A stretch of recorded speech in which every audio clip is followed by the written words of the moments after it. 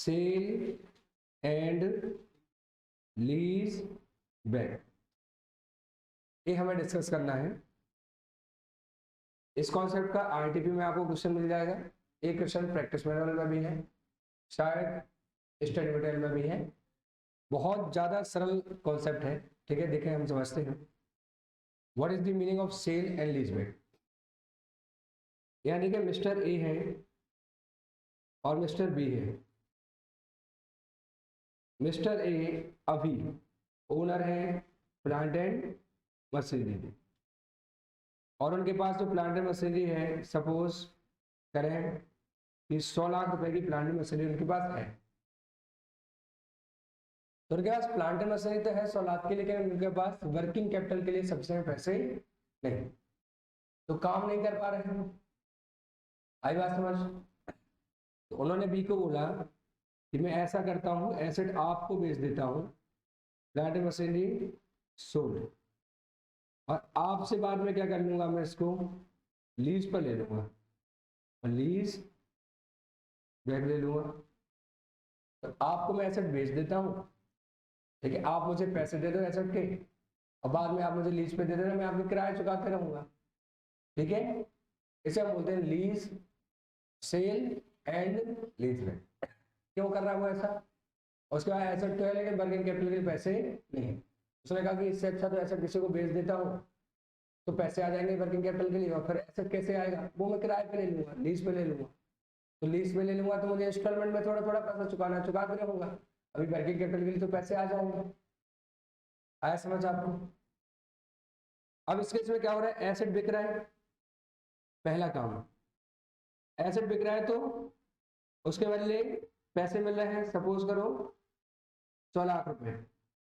दूसरा काम, तीसरा काम क्या हो रहा है, एसेट लीज बैक हो रहा है, और चौथा क्या होगा, लीज रेंटल्स चुकाए जाए, ठीक है।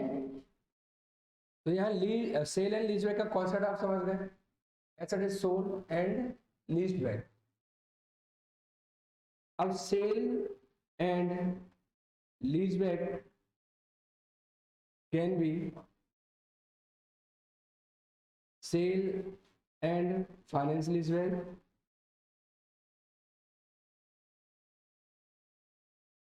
और sale and operating lease back. दो तरीके का हो सकता है, sale and finance lease back और sale and operating lease back.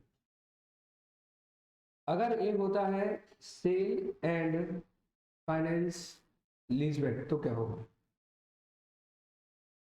अब यहाँ जो हमें पूरा डिस्कशन करना है ना, वो किस बारे में डिस्कस करना है, वो बहुत ध्यान से समझना है। वो इस बारे में डिस्कस करना है कि हो सकता है इस एसेट की WDV इसके यहाँ दिख रही है 100 लाख, और इसने जो एसेट बेचा हो 120 लाख रुपए में बेचा। कितने बेचा हो? 120 लाख। कितने रुपए का WDV दिख रही है? 100 लाख। कितने बेचा है? 120 लाख।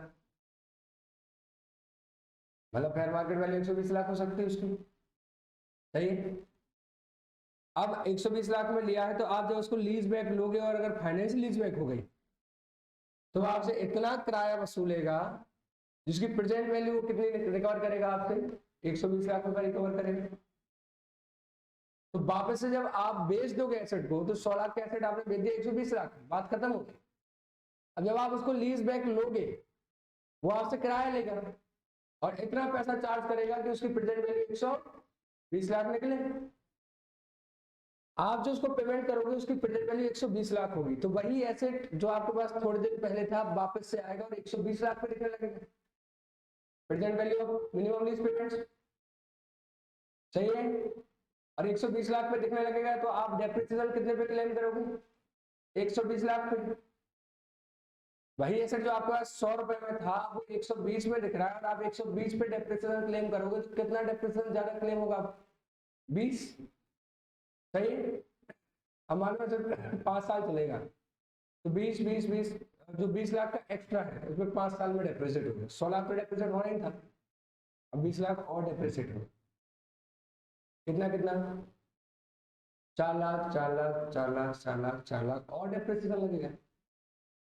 जो 100 लाख पे डेप्रिसिएशन लगना था वो तो लगना ही था, मान लो कि एसेट की लाइफ 5 साल बची है, 100 लाख पे तो डेप्रिसिएशन लगना ही था, लेकिन अब लीज बैक हो गया 120 पे दिख रहा है, तो टोटल कितने पे डेप्रिसिएशन लगेगा, 120 पर लगेगा, तो 20 लाख पे डेप्रिसिएशन अलग से लग रहा है। और आपने बेचते समय कितना प्रॉफिट बुक कर लिया, 100 लाख के 120 में बेचा तो कितना प्रॉफिट बुक कर लिया, 20 लाख।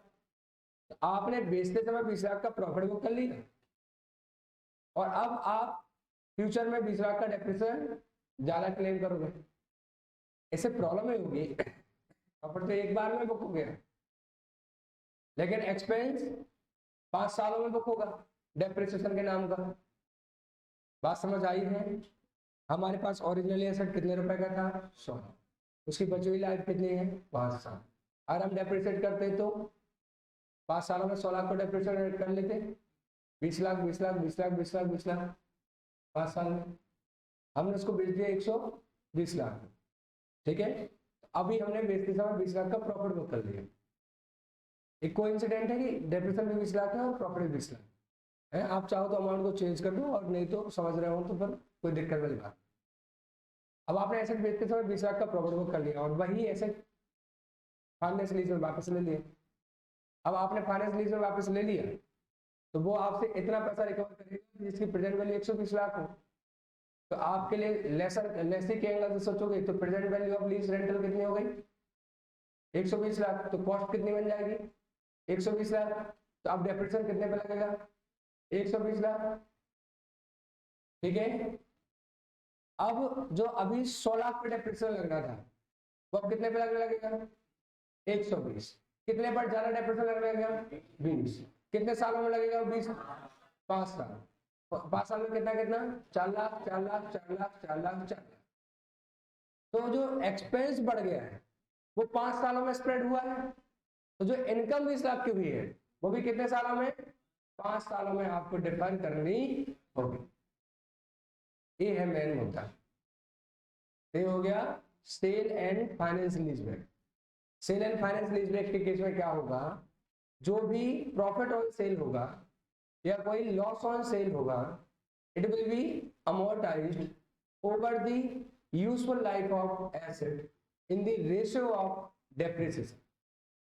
सही है, जितना डेप्रिसिएशन जिस रेशियो में जा रहा है पीएनएल में, उसी रेशियो में वो इनकम भी पीएनएल में चली जाएगी, तो इफेक्ट क्या होता जाएगा, नलीफाई होता जाएगा। तो 20 लाख के प्रॉफिट को हम 5 सालों में डाल देंगे तो 4 लाख 4 लाख का प्रॉफिट चला जाएगा, और वहां इंक्रीज डेप्रिसिएशन भी कितना आ रहा है, 4 लाख 4 लाख आ रहा है, तो अल्टीमेटली कितना डेप्रिसिएशन बचेगा, जो ओरिजिनली लगना चाहिए, मतलब 20 लाख 20 लाख 20 लाख 20 लाख 20 लाख का डेप्रिसिएशन बचे। सही है, क्योंकि उतना ही डेप्रिसिएशन बढ़ रहा है जितनी सेल वैल्यू बढ़ गई है। 100 लाख पे तो पहले लगना था, आपने 120 में बेचा, वापस से आपके पास 120 में आया, तो 20 रुपए पे डेप्रिसिएशन बढ़ रहा है, तो 20 रुपए का डेप्रिसिएशन जो एडिशनल है वो पीएनएल में गया, और 20 का ही आपको प्रॉफिट हुआ, तो उसको आप डेप्रिसिएशन के रेशियो में कहा डाल दो, पीएनएल में डाल दो, इफेक्ट क्या हो जाएगा, नलीफाई हो जाएगा। क्या कोई डाउट लिखे, लिखना है इसको, है ना, क्योंकि मैं पूरा नोटिंग कराऊंगा, क्योंकि नोटिंग करा के ही समझा पाऊंगा इसको, हवा में समझाने नहीं है तो लिख भी लो।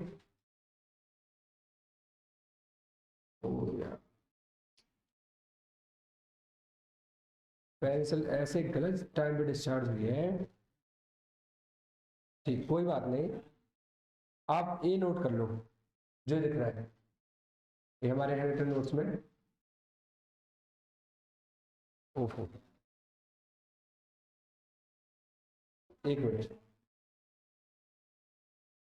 एक मिनट,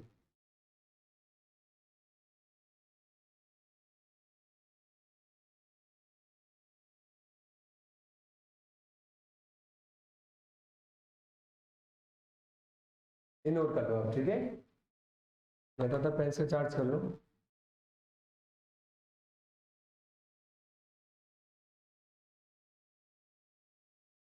क्या लिखा है, एनी प्रॉफिट और loss on sale in case of sale and finance leaseback should be deferred and amortized by the lessee over the term, that is life of lease, in the ratio of depreciation. ठीक है, in the ratio of depreciation वो क्या करेगा, over the time of lease में उसको differ कर।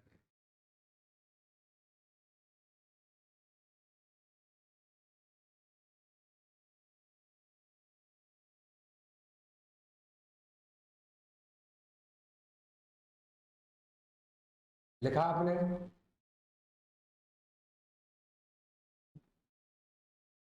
Note कर ले, क्योंकि जो भी ऑपरेटिंग लीज समझाऊंगा फाइनेंस लीज के बाद, वो नोट करके ही समझाऊंगा, ठीक है, लिखवा के ही समझाऊंगा, तभी आपको वो अच्छे समझ में आएगा। तो फिर आप इतना भी नोट ही कर लें, काफी काम का आ जाएगा। बाकी ये नोट्स मैंने आपको डाल रखे हैं टेलीग्राम पे, तो वहां से ले लें। सभी ने ज्वाइन कर लिया है टेलीग्राम चैनल, पीपो अकेडमी नाम से है, वहां आपको मिल जाएंगे नोट्स, है ना। क्या एग्जाम्पल लिख लूँ, इसी एग्जाम्पल को करा दूंगा। एग्जाम्पल क्या है, मिस्टर ए ने सेल किया है एसेट 120 लाख में मिस्टर बी को, और फाइनेंस लीज बैक में वापस ले लिया है, जबकि उसकी डब्ल्यूडीवी कितनी थी, 100 लाख, डेप्रिसिएशन रेट कितनी थी, 20% एसएलएम, और लाइफ कितनी थी, 5 साल। ठीक है, तो इस केस में कैसे हम अकाउंटिंग करेंगे उसमें बताता हूं।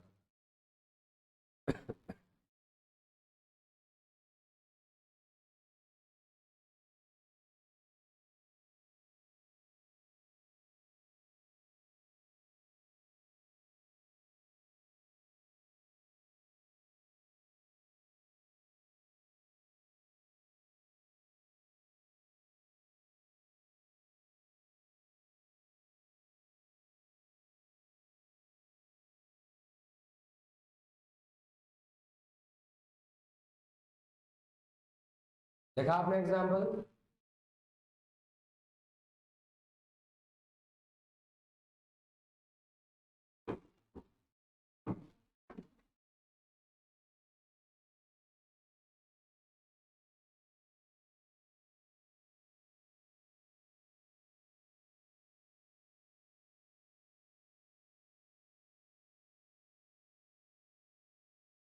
देखिए,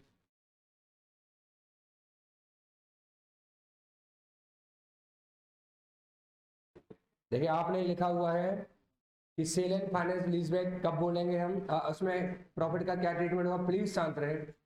एनी प्रॉफिट और loss on sale in case of sale and finance lease back should be deferred and amortized by lessee over the term, that is life of lease, in the ratio of depreciation.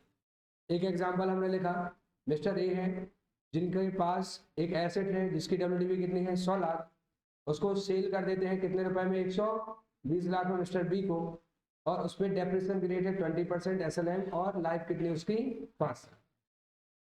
अब देखना क्या होगा, यही example मैंने ऊपर लिया।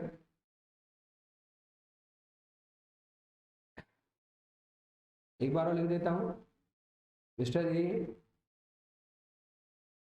Mister B, इनके पास plant and machinery है जिसकी डब्ल्यूडीबी कितनी है, 100 लाख, जिसको ये सेल कितने में कर देते हैं, 120 लाख, कितने में सेल कर देते हैं, 120 लाख, और वापस से इसको क्या कर लेते हैं, फाइनेंस लीज बैक ले लेते हैं। अब क्या एंट्री आएंगे, तो general entry in the books of mister A, मतलब लेसी, और यहाँ और इन्फॉर्मेशन थी, लाइफ कितनी है, 5 साल, और डेप्रिसिएशन कितना है, 20% ऐसे। अब देखना पहली एंट्री क्या आएगी, एसेट को बेचते समय, बैंक अकाउंट डेबिट कितने रुपए, 120 लाख, टू एसेट अकाउंट कितना, 100 lakh, to profit and loss. मैं कह रहा हूँ इसको क्या कर दो, डेफर्ड कर देंगे हम, कितना, 20 लाख। ये हुआ ऑन सेल। अब on taking asset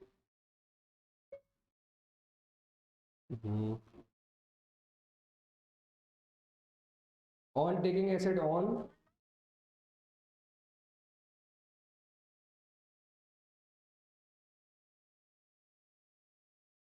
taking asset on finance lease.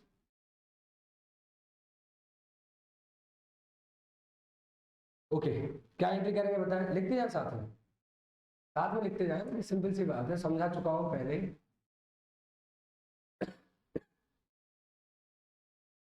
पहली एंट्री की जगह छोड़ें, दूसरी साथ में लिखें। क्या एंट्री आएगी, एसेट को वापस से लीज पे लेंगे हम, क्या एंट्री आएगी, asset on lease to lessor. अब कितने रुपए में वापस देगा वो हमें, 120 से कम पे तो देगा ही नहीं, सही है। अब ज्यादा में भी दे सकते हैं, ब्याज जितना उसको कमाना होगा उस हिसाब से। अब क्या होगा, हम लेसर को पेमेंट करेंगे, लेकिन हमारा यहाँ कंसर्न पेमेंट नहीं है, हमारा कंसर्न यहाँ है कि प्रॉफिट का क्या होगा। तो हम देखते हैं डेप्रिसिएशन क्या होगा, ठीक है। अब आप क्या करोगे, डेप्रिसिएशन ऑन लीज एसेट, कितना डेप्रिसिएशन लगाओगे बताओ जरा। एंट्री आएगी depreciation account debit to asset on lease, कितना 24 लाख निकलेगा, सही है। 120 लाख डिवाइड बाय 5 साल ना, 10 लाख। अब जब हमारे पास वो एसेट शुरुआत से था तो 100 लाख का था, उसमें 20 लाख का डेप्रिसिएशन लगना चाहिए था हर साल, लेकिन आपको क्या लग रहा है 24, क्योंकि हमने 20 लाख रुपए की प्रॉफिट कमाने के बाद बेचा उसको। तो हमारा 20 लाख से डेप्रिसिएशन बढ़ेगा 5 सालों में, हर एक साल 4 लाख का डेप्रिसिएशन बढ़ रहा है। तो हमें 20 लाख का प्रॉफिट हुआ बेचने पर, लेकिन 20 लाख से ही हमारा डेप्रिसिएशन बढ़ गया। अल्टीमेटली प्रॉफिट आज हम बुक कर लेंगे और डेप्रिसिएशन हमें 5 सालों में बुक करना पड़ेगा। तो इससे अच्छा है कि हम प्रॉफिट को भी 5 सालों में स्प्रेड कर दें, ताकि इफेक्ट क्या हो जाए, नलीफाई हो जाए। अब हम क्या करेंगे, अमोर्टाइज कर दो, ठीक है, profit and loss on cell and finance lease back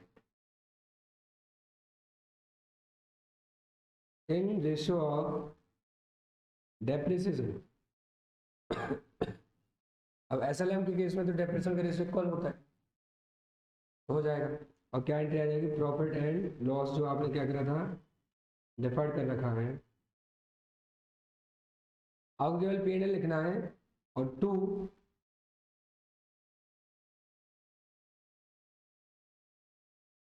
profit and loss account में ट्रांसफर होगा। तो P&L डिफर्ड नाम से बुक करोगे तो P&L में चला जाएगा एंट्री बनाने के लिए, ठीक है, कि वो हमने डेफर कर रखा था, अब उसको हम क्या कर रहे हैं, थोड़ा थोड़ा P&L में ट्रांसफर कर, ठीक है। तो डेफर कर रखा था वो आपने, डेफर करके आप बैलेंस शीट में दिखाओगे, थोड़ा थोड़ा P&L में डालते जाओ। कितना कितना P&L में डालते जाओगे, 4 लाख रुपए आप P&L में डालते, ओके। इसकी एंट्री आप ऐसे भी कर सकते हैं, जैसे मैंने यहाँ क्या नाम से बुक किया था, प्रॉफिट ऑन सेल, ठीक है। तो वो क्या होता जाएगा, हर बार 4 लाख P&L में चला जाए। तो अगर आप यहाँ P&L बुक करते हैं डेफर्ड नाम से कर लें, या फिर आप यहाँ कर लें प्रॉफिट ऑन सेल नाम से, तो हर बार प्रॉफिट ऑन सेल, कितना प्रॉफिट ऑन सेल, 4 लाख का प्रॉफिट ऑन सेल कहाँ चला जाएगा, P&L में चला जाएगा। क्या कोई डाउट आपको। अब मैं कंपैरिजन करा देता हूं, ये डेप्रिसिएशन बिफोर सेल,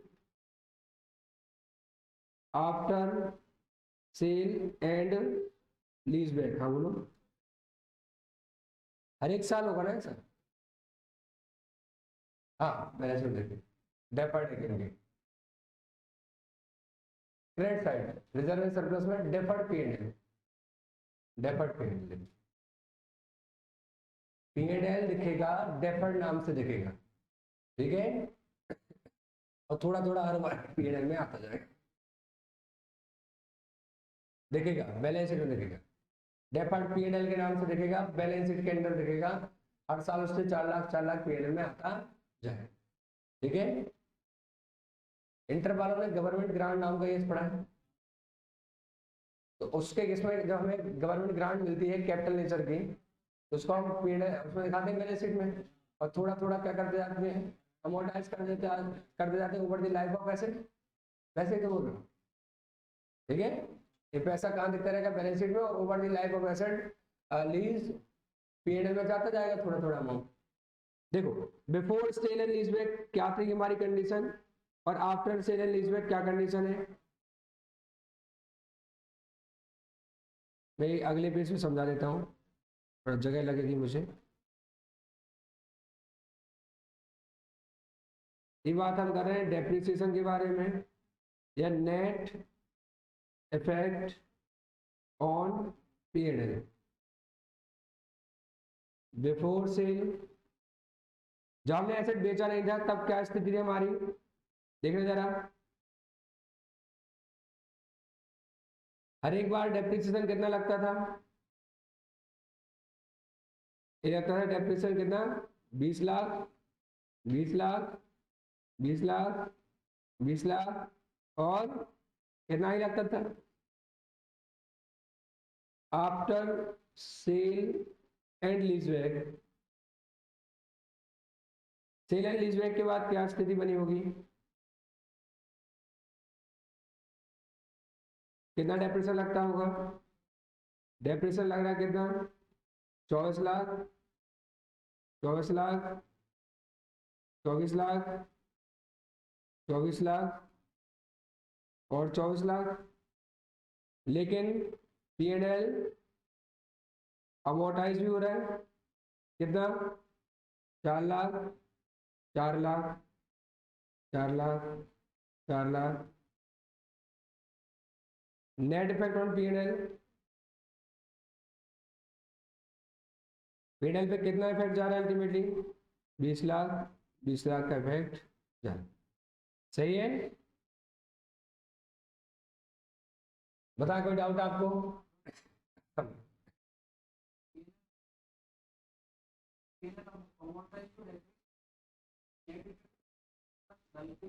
एंट्री क्या नहीं, नेट इफेक्ट ऐसे नहीं दे सकते आप, एंट्री को जोड़ दे सकते हैं, हाँ परमिशन नहीं, ऐसे नहीं, गलत कुछ नहीं होता। जैसे मान लो तुम्हें रेंट की इनकम आ रही है 20,000, तुम्हारा रेंट का खर्चा है 15,000, तो रेंट 5,000 दिखा दो पीएनएल में, अलाउड नहीं है। AS9 जो रिवेन्यू रिकॉग्निशन है वो बोलता है, अदर एएस भी बोलते हैं कि आप ऐसे नेट ऑफ नहीं कर सकते, आपको चाहिए ग्रॉस दिखाना पड़ेगा, नेट ऑफ नहीं कर सकते, नहीं तो फिर तो नेट आ जाए, इंटरेस्ट एफडी पे आ रहा है, इंटरेस्ट लोन पे जा रहा है, नेट करके इतना आ गया, बिल्कुल नहीं, हाँ आपको ग्रॉस दिखाना पड़ेगा। AS9 आप पढ़ोगे उसमें लिखा हुआ है कि आप नेट इफेक्ट नहीं डाल सकते इनकम का, ग्रॉस इनकम ही दिखाना पड़ेगा। हटाएंगे इसको, अब हम शुरू करते हैं सेल एंड ऑपरेटिंग लीजबैक। ये है इंपोर्टेंट, फाइनेंस लीजबैक नहीं पूछा जाएगा आपसे, ठीक है, सेल एंड ऑपरेटिंग लीजबैक आपसे पूछा जाएगा। अब सेल एंड ऑपरेटिंग लीजबैक में ऐसा एक सिंगल लाइन में आंसर नहीं है कि ऐसा करना है आपको, यहां पर आपको पूरा कॉन्सेप्ट समझना पड़ेगा कि क्या करना है, सिचुएशन बाय सिचुएशन। तो जो आईसीआई ने टेक्स्ट रिलीज करा है एएस का, उसमें एग्जांपल दिया कि देखो ऐसे सिचुएशन होगी तो ऐसा ट्रीटमेंट होगा, ऐसे सिचुएशन होगी तो ऐसा ट्रीटमेंट होगा। तो मैं आपको मल्टीपल सिचुएशन समझाता हूँ। नॉर्मली 3 सिचुएशन बनती है, 4, अब फिर आप उसको कितना भी कर लो, उन्हीं को फिर प्रैक्टिस के लिए 8 कर दो, 12 कर दो, 16 कर दो, वो आपके मन पे है। तो देखा यार क्या हो रहा है, सेल कर रहे हैं और हम ऑपरेटिंग लीज बैक पे ले रहे हैं, ठीक है। तो ऑपरेटिंग लीज बैक में क्या हम डेप्रिसिएशन क्लेम करते हैं या नहीं करते? नहीं करते। हम मतलब लेसी, वो बेच रहा है एसेट को, वापस से ले रहा है, क्या डेप्रिसिएशन क्लेम करेगा? नहीं क्लेम कर। यहाँ तो किराया चुकाएगा वो, और वो किराया कहाँ जाएगा? P&L में। और बेचने पे जो फायदा होगा वो कहाँ जाएगा? P&L में। तो यहाँ लिख लें प्रॉफिट और loss on cell and operating lease back will be treated in different situations as illustrated below। जैसे नीचे इलस्ट्रेट किया गया है उस तरीके से ट्रीटमेंट होगा, ठीक है। यानी कोई सिंगल लाइन नहीं है आपके पास कि ऐसा कर दो, ऐसा नहीं। एग्जाम्पल से समझाते जाऊंगा। सपोज करें आपके एसेट की WDV है 10 लाख, ठीक है। फेयर मार्केट वैल्यू है 10 लाख, आप सेल कर देते हैं उसको 10 लाख, और फिर आप लीज बैक लेते हैं उसको ऑपरेटिंग लीज पे। तो नॉर्मल सी बात है, क्या एंट्री करोगे आप? सेल करने की एंट्री बताओ क्या करोगे? एंट्री आएगी बैंक अकाउंट डेबिट, कितने का?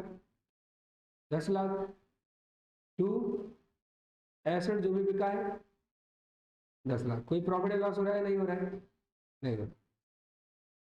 लिखते चले जाए, कुछ भी कठिन बात नहीं है, लिखते चले जाएंगे आप साथ में। WDV है एसेट की 10 लाख, फेयर मार्केट वैल्यू है एसेट की 12 लाख, आप उसको सेल कर देते हो कितने में? 12 लाख। तीसरी चौथी सिचुएशन से समझाना शुरू कर पाऊंगा मैं। अभी तो केवल आपको ऐसे ही बस एग्जाम्पल दे रहा हूँ। तीसरी और चौथी सिचुएशन से थोड़ा समझाना शुरू कर पाऊंगा, और बस पांचवी छठी सिचुएशन तक खत्म हो जाएगा। क्या एंट्री आएगी? देखो आपका एसेट कितने का है? 10 लाख का। मार्केट में कितने का चल रहा है? 12। आपने कितने बेचा? 12। बैंक अकाउंट डेबिट कितने रुपए से? 12 लाख से, टू एसेट का अकाउंट कितने से? 10 लाख से, और to profit and loss account. बताओ प्रॉफिट जेन्युइनली हुआ है या ऐसे दिखाया गया है? जेन्युइन हुआ है, क्योंकि मार्केट वैल्यू 12 लाख थी, हमने 12 में बेचा।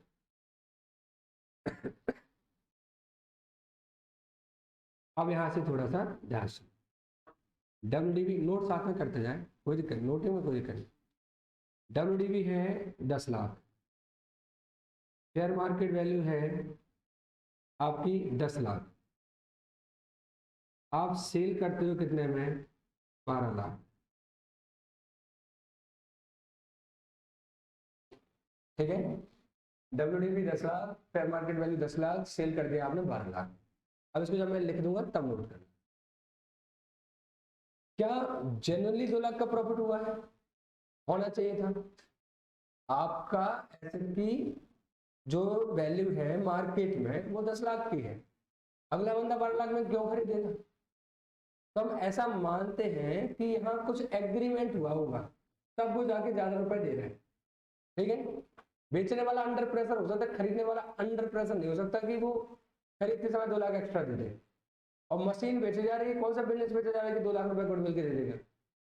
अरे बात समझ आपको? ध्यान सुनना, क्या होता है, 2 ही 3 सिचुएशन है, जैसे ये पहली सिचुएशन है, एक 2 एग्जांपल तो ऐसे टाइम पास के लिए देते कि यहाँ तक पहुंचे।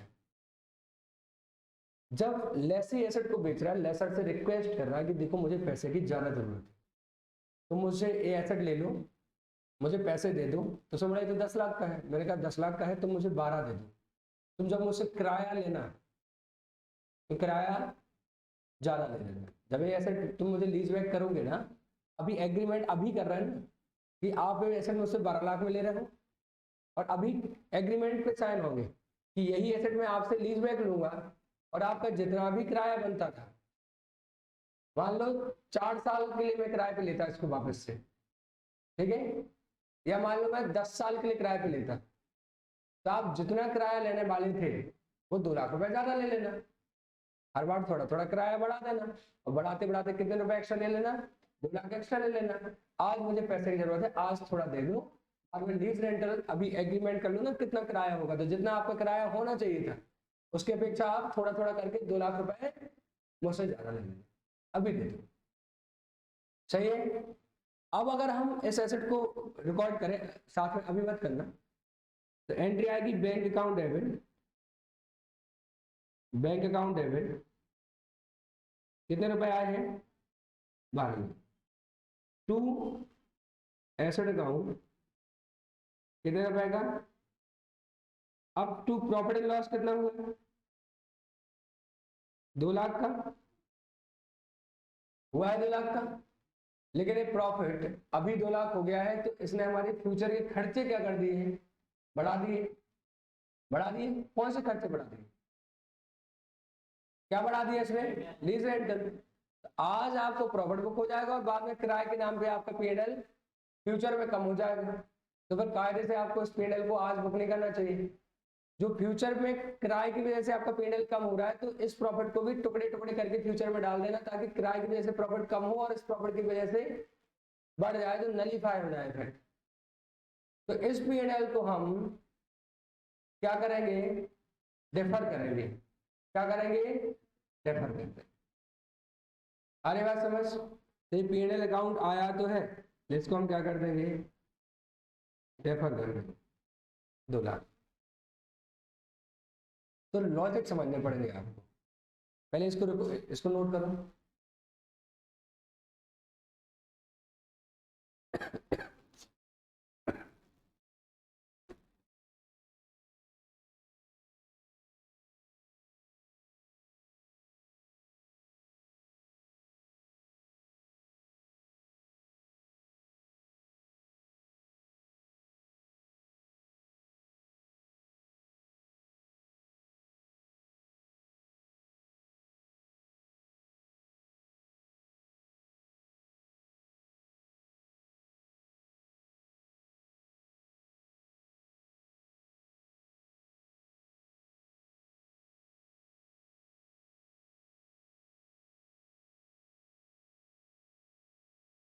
कर लिया आपने नोट,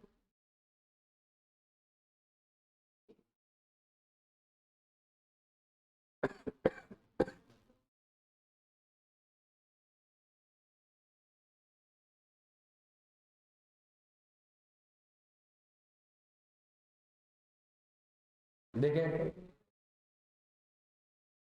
क्यों डेफर करना पड़ रहा है, ध्यान से सुनना।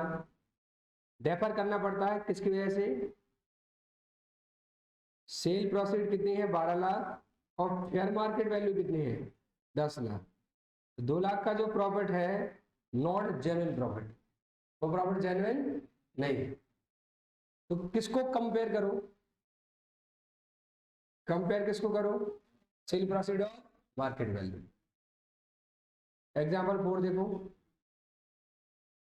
WDV है आपकी 10 लाख, फेयर मार्केट वैल्यू है आपकी 12 लाख, सेल प्रोसीड है आपकी 13 लाख। बताओ क्या होगा, कितना प्रॉफिट जेन्युइन हो रहा है, कितना एक्स्ट्रा दिखा रहे हो, जितना एक्स्ट्रा दिखा रहा है उससे लीज रेंटल बढ़ गए होंगे, तो वो फ्यूचर प्रॉफिट को कम करेगा। आपको भी क्या करना पड़ेगा, इस प्रॉफिट को फ्यूचर में एडजस्ट करना पड़ेगा, इसलिए आप इसको क्या करो, रेफर करो, और over the life of lease आपको इसको क्या करना पड़ेगा, पीएनएल में डालना। क्या एंट्री आएगी बताओ जरा इस केस में, बैंक अकाउंट डेबिट कितना रुपए, 13 lakh. To asset account 10, to generally profit loss कितना होना चाहिए था, और टू डेफर्ड पीएनएल कितना होना चाहिए, किसको कंपेयर करना है? सेल प्राइस और फेयर मार्केट। 13 लाख में बेचा है, 12 लाख की फेयर मार्केट वैल्यू, 1 लाख का क्या होगा अमाउंट? लिखते जाना बगल में रीजनिंग, पक्का लिखते जाना। एक्सपीरियंस के साथ बता रहा हूं, बाद में फिर कंफ्यूजन होने लगती है। चलो एग्जांपल 5 देख लो। WDV है 10 लाख,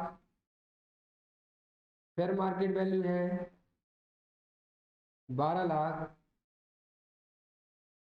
सेल की गई है 12 की जगह 14 लाख कर लो फेयर मार्केट वैल्यू, और सेल की गई है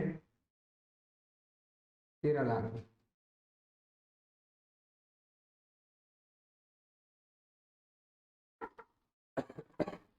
जेन्युइन प्रॉफिट कितना होना था? 4 लाख, लेकिन हुआ कितना है? 3। 2 कारण हो सकते हैं। पहला कारण कि जेन्युइनली नुकसान हुआ, क्योंकि जरूरी नहीं कि एसेट फेयर मार्केट वैल्यू पे बिक ही जाए, क्योंकि मार्केट वैल्यू इतनी चल रही है, लेकिन आपको अर्जेंसी है सेल करने की, तो फिर तो नुकसान में बिकेगा। तो this loss may be a genuine loss, और ये लॉस हो सकता है ड्यू टू एग्रीमेंट, कि भाई आज आप भले कम पैसे दे दो हमें, लेकिन हमारा फ्यूचर का किराया कम कर देना। क्या कर देना? कम कर देना। आ रही बात समझ? आज भले आप मुझे कम पैसे दे दो, लेकिन फ्यूचर का किराया भी कम कर देना। पहले थोड़ा चेंज कर देता हूं मैं, इसलिए चेंज कर रहा हूं कि थोड़ा सीक्वेंस बनेगा। 10 लाख की WDV है, 10 लाख की फेयर मार्केट वैल्यू है, लेकिन 8 लाख में बेचा है। ठीक है, ये थोड़ा ज्यादा सरल पड़ जाएगा आपको, वो एकदम से एक्स्ट्रा पॉइंट हो। चलो बताओ क्या एंट्री होगी इसकी, पहले आप मत करना। बैंक अकाउंट डेबिट, कितने रुपए? टू एसेट अकाउंट, कितना? 10 लाख। अब लॉस कितना हुआ है? लॉस ऑन सेल कितना हुआ है?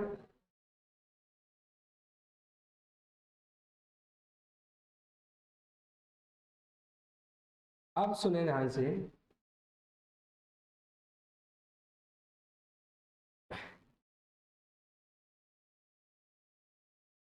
Loss of 2 lakh can be genuine loss due to stress sale। Stress sale समझते हो? बेचना है भाई, पैसा मिले ना। अगर ऐसा है इफ सो, तो फिर क्या होगा? फुल लॉस कहाँ चला जाएगा? करंट ईयर के पीरियड। लेकिन if loss of ₹2 lakh is under an agreement to lower future lease rentals, then क्या होगा? Then amortize such loss। पहले इसको क्या करो? डिफर करो, डिफर करो और amortize such loss in future period. तो हमें उसको amortize करना पड़ेगा। तो हो सकता है कि हम इसको पीएनएल नाम से बुक करें, इस बार के पीएनएल में चला जाए, और हो सकता है हम उसको क्या करना पड़े? अमोर्टाइज करना पड़े। ये हमेशा, यहां जब भी आप आंसर करोगे, इन केस ऑफ लॉस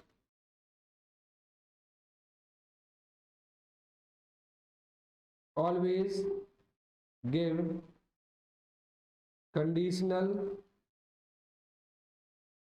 आंसर। हमेशा कंडीशनल आंसर दोगे। कि लॉस जेन्युइन भी हो सकता है, P&L में जाएगा, लॉस स्ट्रेस सेल की वजह से भी हो सकता है, तो वो फिर कहाँ चला जाएगा, फिर वो डिफर हो जाएगा। ठीक है, पक्का समझे आप, समझ गए? ठीक है, ऑलमोस्ट आखिरी सिचुएशन थी, क्योंकि आपका लेट हो रहा है तो मैं आपको फिर मॉडल के क्वेश्चन दिखा देता हूँ, करा देता हूँ, आपसे आराम से बन जाएंगे। हमेशा कंपेयर किसको करना है, किसको कंपेयर करना है, जब भी आप डिफर की डिसीजन लो तो कंपेयर करना है सेल प्रोसीड और फेयर मार्केट वैल्यू। ठीक है, देखें चलो मैं आपको आपके बुक के क्वेश्चन दिखा दूं क्या।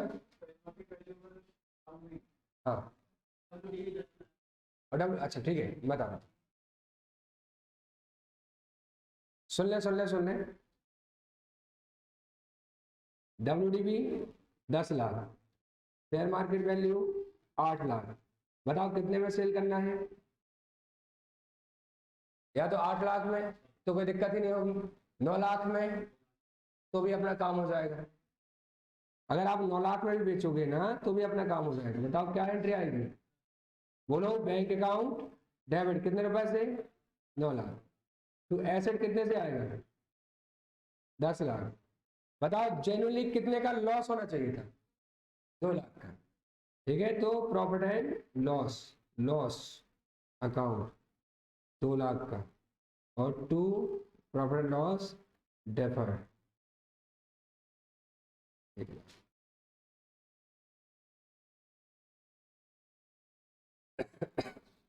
यानी 2 लाख का लॉस था, एक का दिख रहा है, मतलब एक का प्रॉफिट हुआ है, और वो प्रॉफिट आपको क्या करना पड़ेगा, इस बार के P&L में 2 लाख डालो, कितने डालो इस बार के P&L में, 2 लाख, और ये 1 लाख कम लॉस बुक हुआ है, यानी कि कायदे से देखे तो 2 लाख का लॉस था, इस बार के P&L में 2 लाख का लॉस डालो, लेकिन हुआ तो 1 लाख का ही है, तो ऐसा मान लो 2 लाख का लॉस हुआ, 1 लाख की इनकम,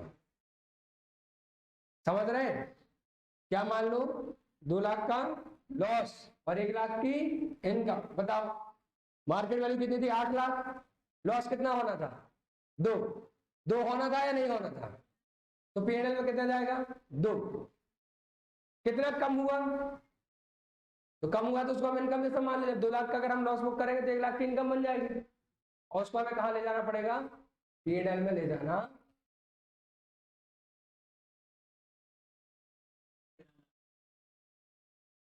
मैं करा देता हूँ, आपको बुक में ही मिल जाएगा, आपको लेट हो रहा है तो मैं कम से कम, अच्छा आपको वो दिए है ना मैंने 100 नोट्स, उसमें 20 से 25 एग्जाम्पल होंगे, बिल्कुल आराम से देख लेना, सारे एग्जाम्पल कवर हो जाएंगे। ठीक है, बिल्कुल अच्छे से कवर हो जाएंगे, आप बिल्कुल टेंशन मत लो, बहुत सारे एग्जाम्पल है उसके अंदर, मैं आपको यहाँ बुक के करा दूं, नहीं तो आपका छुट्टी हो जाएगी और ये ना बने तो दिक्कत आएगी। प्लीज सुने, X Limited sold JCB machine having WDV of 50 lakhs to Buy Limited for 60 lakh, and the same JCB was leased back by Buy Limited to X Limited. The lease is operating lease. Operating lease है तो ये सब discussion है, क्योंकि lease rental ऊपर नीचे किए गए होंगे, फाइनेंस लीज में तो क्या है, ठीक है लाओ डेप्रिसिएशन लगाना लगा देंगे, और जितना प्रॉफिट हुआ उसको डेप्रिसिएशन के रेशो में। Comment according to relevant accounting standard if sale price है 60 lakh equal to fair value है, WDV है 50 लाख, सेल प्राइस है 60 लाख, फेयर वैल्यू है 60 लाख, बताओ कितने का प्रॉफिट, जेन्युइन है पूरा, कहाँ चला जाएगा, P&L में। ठीक है, तो 10 लाख कहाँ चला जाएगा, P&L में चला जाएगा। ठीक है, तो when sale price is 60 lakh is equal to fair value, X Limited should immediately recognize the profit of 10 lakhs। करना कॉपी में जैसा मैंने लिख लिख के किया ना, कॉपी में करके लाओगे ना, बिल्कुल जैसा लिख लिख के किया मैंने, WDV fair market value sale, ऐसा लिख के कॉपी में सॉल्व कर लेना। क्वेश्चन नंबर 50 है। दूसरा देखो, फेयर वैल्यू है 50 लाख और सेल प्राइस है 45 लाख, WDV कितनी है 50 है ना, फेयर वैल्यू कितनी है, लॉस, लेकिन कितने का हो गया, जनरली होना था क्या, 2 रीजन हो सकते हैं, क्या स्ट्रेस तेज हुई हो तो जनरल में लॉस हो गया हो, अगर जनरल में हुआ है तो P&L जाएगा, अगर स्ट्रेस सेल नहीं हुई होगी तो फिर लॉस क्या होगा, डिफर किया जाएगा, क्योंकि यहाँ 5 लाख रुपए कम लिए हैं तो उसने आगे किराया भी हमारा कम कर दिया होगा, तो किराया कम कर दिया तो फ्यूचर प्रॉफिट बढ़ रहे हैं और इस बार का P&L गिर रहा है, ऐसे मत कर। तो इस P&L को भी फ्यूचर में ले जाए। देखो, when fair value of JCB machine is 50 lakh and sale price is 45 lakhs, then loss of 5 lakh should be immediately recognized by X Limited in its books, provided loss is not compensated by future lease payment। इन्होंने answer कैसे लिखा कि 5 लाख का loss पूरा हम P&L में डाल देंगे, शर्त है कि लीज रेंटल एडजस्ट ना किए गए। तो यही बात मैंने लिखी है यहाँ पर आपसे कि loss of 2 lakh can be general loss due to stress sale, if so full P&L में डाल दो। देखिए, if loss of 2 lakh is under an agreement to lower future lease rental, तो फिर क्या है, तो पर हमें उसको क्या करना है, डिफर करना है। समझ रहे हैं? हेलो, देखो डाउट हो तो डाउट पूछो, चेहरे अजीब से मत बना के बैठा करो, टीचर डाउट में रहता है। आपको समझ आया क्या लिखा है? देखा जाए तो 5 लाख का लॉस हुआ है, अगर फ्यूचर के रेंट एडजस्ट नहीं किए गए इसका मतलब जनरल लॉस हुआ है, P&L में डाल दो। और फ्यूचर के रेंट एडजस्ट कर गए इसलिए वो लॉस क्रिएट किया गया है, तो एडजस्ट कर देंगे हम, डिफर कर देंगे उसको। एंट्री पूछेंगे क्या वो आपसे? नहीं, एंट्री नहीं पूछेंगे, स्टेटमेंट पूछेंगे। फेयर वैल्यू है 55 लाख, सेल प्राइस है 62 लाख और stamp duty value sorry WDV है 50 लाख। टैक्स कलेक्ट चलाने वाला है 50 लाख की WDV, 55 लाख की फेयर वैल्यू, 62 लाख रुपए का। कितना जेन्युइन प्रॉफिट P&L में जाएगा, कितना बनाया है 7, वो क्या हो जाएगा, डिफर हो जाएगा। ठीक है, fair value is 55 lakh and sale price is 62 lakh, profit of 5 lakh to be immediately recognised by X Limited and balance profit of 7 lakh to be amortized deferred over lease period। आखिरी क्वेश्चन देख लें, फेयर वैल्यू है 45 lakh and sale price है 48 लाख, जबकि WDV है 50, WDV 50 और fair market value 45 और sale price 18। Genuine loss कितना होना चाहिए था? देखिए हुआ कितना है 3, तो 5 का लॉस बुक करेंगे और 2 की इनकम। ठीक है, अब देखो उन्होंने कैसे लिखा, when fair value is 45 lakh and sale price is 48 lakh, then loss of 5 lakh to be immediately recognized by X Limited and profit of 3 lakhs should be amortized। समझ गए? एंट्री करी थी मैंने ऐसे ही, है ना, ये वाला क्वेश्चन जो आखिरी में आपने मुझसे करवाया जबरदस्ती में, ऐसा ही है वो। यहाँ एग्जाम्पल में अगर मैं लिख दूं कि WDV कितनी है 50 लाख, फेयर मार्केट वैल्यू कितनी है 45 लाख और सेल कितने में हुआ है 48 लाख, बता दो क्या एंट्री आएगी? बोलो, बैंक कितना 48 लाख और 2 एसेट कितने का 50 लाख, मार्केट वैल्यू 45 है, तो लॉस कितने का होगा 5 लाख और 2 P&L जो कि हमें डिफर करना है, कितना कितना पक्का। इसको आप किससे कंपेयर करेंगे हमेशा, किससे कंपेयर करें? सेल प्राइस और fair market value. Sale price कितनी है 48 lakh, fair market value 45 lakh, तो 3 लाख का जो प्रॉफिट हुआ है वो क्या हो जाएगा, डेफर। आपको जितना प्रॉफिट जेन्युइन नहीं लगता वो डेफर होगा, जितना लॉस जेन्युइन नहीं लगता वो डेफर होगा, लेकिन लॉस के केस में आपको क्या देनी पड़ेगी, कंडीशन देनी पड़ेगी कि वो स्ट्रेस सेल भी हो सकता है। तो AS 19 खत्म हो गया। आपको बहुत सारे एग्जाम्पल मैंने दिए हैं, वो आप करना।